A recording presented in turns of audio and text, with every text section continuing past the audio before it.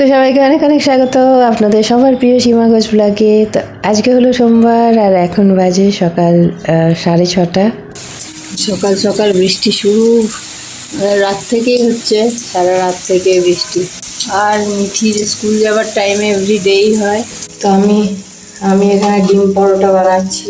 তো স্মৃতিকণা নামে একজন কমেন্ট করেছিলেন যে এতে আমি বেকিং পাউডার দিই কিনা। একদম দিই না, জাস্ট ওই আটা, ডিম আর পেঁয়াজ কুচো আর একটু গুঁড়ো মশলা। এই যে রেডি হয়ে আছে ও স্কুল যাওয়ার জন্য, কারণ আজকে কি আছে আজকে স্পেশাল? ম্যাচ আর মেন্টাল ম্যাচ। খোকো তো হবে না এই বৃষ্টিতে কাদার মধ্যে, মেন্টাল ম্যাচটা হওয়ার চান্স আছে। ও পকে যাচ্ছে মেন্টাল না। হুম, মানুষের হাত পা মেন্টাল সব কিছু। আর এই হলো আমার মেয়ে, যে সকাল থেকে কিছু না খেয়ে স্কুলে যায়। কি না সকালবেলায় স্কুলে খেয়ে যেতে হলে একটু আর্লি উঠতে হয়, তো আর্লিও উঠবে না। আজকে স্কুলে অনেক বাচ্চারা কম আসবে বৃষ্টিতে। যাচ্ছি তাড়াতাড়ি গিয়ে লাস্ট বেঞ্চে ধরে নেবো। লাস্ট বেঞ্চে ঘুমানোর জন্য সবাই যায়। এত ঘুমানোর জন্যই তো যাচ্ছি। তো ঘরে ঘুমা, বৃষ্টিতে যাওয়ার কি দরকার? না, আমরা সবাই চিল্লাবে, ওটার মধ্যে ঘুমানোর মজাটাই আলাদা।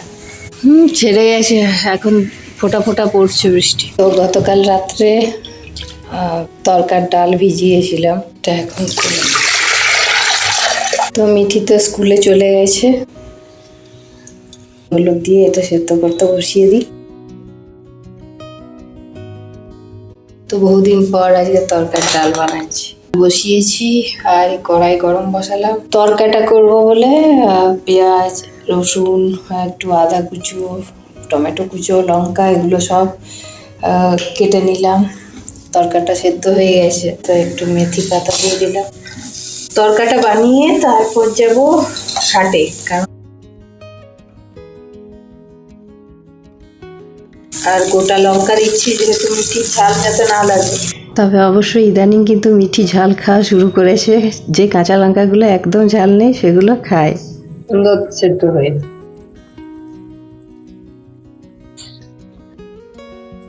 ব্যাস, তরকার রেডি। এটা রুটিতে খাওয়া যাবে, বিকেলে বাটিতে করে নিয়ে ঘুগনির মতন খাওয়া হয়। এবার একটু নুন মিষ্টিটা পরিমাণ মতো দেখে দিয়ে দেবো, যেহেতু নুন আর হলুদ দিয়ে সেদ্ধ করা আছে। তো তরকার ডাল আমার রেডি, সুন্দর কালার হয়েছে। তো এই হচ্ছে তরকা। ব্যাগ থলি নিয়ে রেডি, ভাত আর তরকার ডালটা ওটা রেডি করলাম। এবার হাট থেকে নিয়ে আসি সবজিপত্র, তারপর দেখছি কি রান্না করা যায় না যায়। আর সকালবেলায় এত বৃষ্টি যে মিঠি রেনকোট পরে তারপরে স্কুলে গেল, আর এখন বাইরে হালকা হালকা রোদ। তো হাট থেকে এলাম নিয়ে কলমি শাক, মোচা নিয়েছি, বাঁধাকপি অর্ধেকটা নিয়ে এলাম, সজনের ডাঁটা, টমেটো, আলু, পেঁয়াজ, পেঁয়াজ। এদিকে আম নিয়েছি, এটা হচ্ছে দশহরা আম।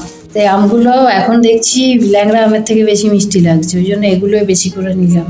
আর কলা। তো আপাতত দেখি কি বানানো যায়, ভাবছি বাঁধাকপিটাই করব। তো এখনো সকাল থেকে টিফিন খাওয়া হয়নি আমার, এই হাট থেকে এলাম। এবার দেখি রান্না করব, ভাবছি যেটা তাড়াতাড়ি হয়। 11টা বেজে গেছে। আমুলের দই নিয়ে এসেছি, দই তো থাকেই, শশা থাকে, মিঠি ডিম ভাজা। মাছ নিয়ে এলাম না, যে মেয়েটা ঘরে ঢুকে আসতে গন্ধ বলে এমন করে, ওই জন্য ওর জন্য মাছ আনতে পারছি না, নাহলে মেয়েটা মাছ খায়।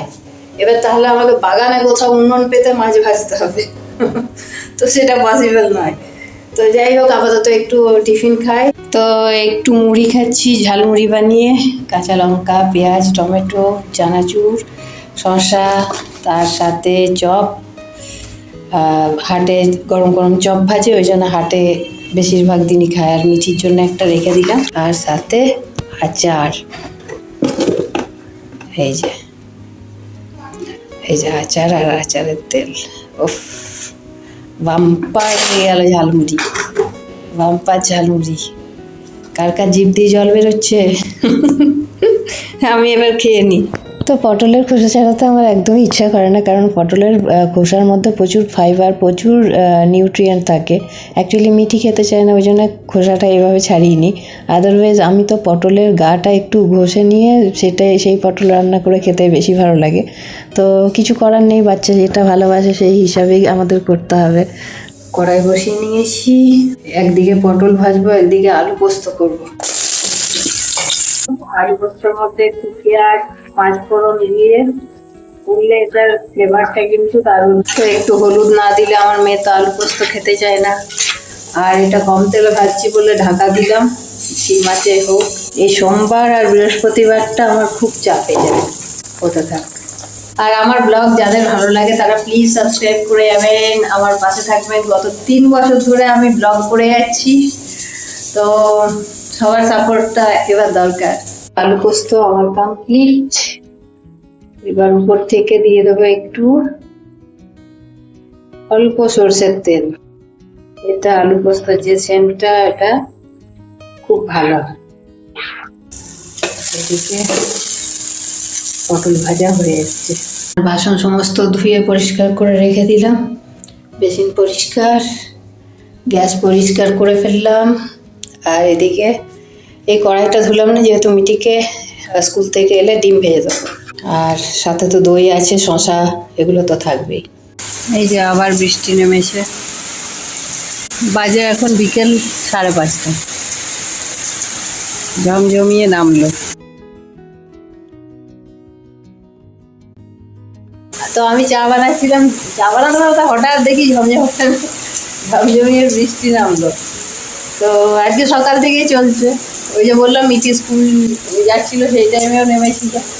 তো যাক, মিটিকে টিউশন থেকে আনতে যাওয়ার আগে যাতে বন্ধ হয়ে যায় সেটাই চাইছি। এখন যদিও অনেকটাই দেরি আছে, 5:30 বাজে। তো আপাতত চাটা, তো এই ঠান্ডা মানে এই বৃষ্টির ওয়েদারে চায়ের সাথে তেলে ভাজা খুব ভালো লাগে, কিন্তু সেটা এখন না, একটু সন্ধ্যা হলে ভালো লাগে। তো এই বৃষ্টির মতো কে তেলে ভাজা আনতে যাচ্ছে, তাই না? এই হচ্ছে চা আমার। তো চা খেয়ে রেডি হয়ে সোজা দৌড়ালাম মিঠিকে টিউশন থেকে নিয়ে আসার জন্য। যদিও এই টাইমে বৃষ্টিটা হয়নি, একদিক থেকে ভালো। তো আমাদের ফুলঝড় মোড়ে এই যে ভুট্টাওয়ালা বসে, এখান থেকে প্রতিবার ভুট্টা খায়। তো বসেছিল বলে মিঠি আমি টিউশন থেকে আসার পথে ভুট্টা নিয়ে একেবারে বাড়ি ফিরলাম, যে বাড়িতে গিয়ে গরম গরম ভুট্টা খাওয়া হবে, কারণ মিঠির তো এই টাইমে খিদে পেয়ে যায়। আর এটা হচ্ছে বর্ষার আমাদের প্রথম ভুট্টা। তো টিউশন থেকে মিঠিকে দিয়ে আসার সময় এই যে ভুট্টা, এখন গরম গরম ভুট্টা খাই। আর আজকে সন্ধ্যে মানে বিকেল থেকে ঝমঝমিয়ে বৃষ্টির মধ্যে ভুট্টা গরম গরম দারুণ লাগে। আর সুযোগ কেউ ছাড়ে, এই বছর এই প্রথম ভুট্টা খাচ্ছি, মানে ভুট্টা খাবো করে আর খাওয়াই হয়নি। যেদিন গেছিলাম সেদিনকে পাইনি, আজকে পেয়েছি, তার ওই জন্য সুযোগ ছাড়লাম না।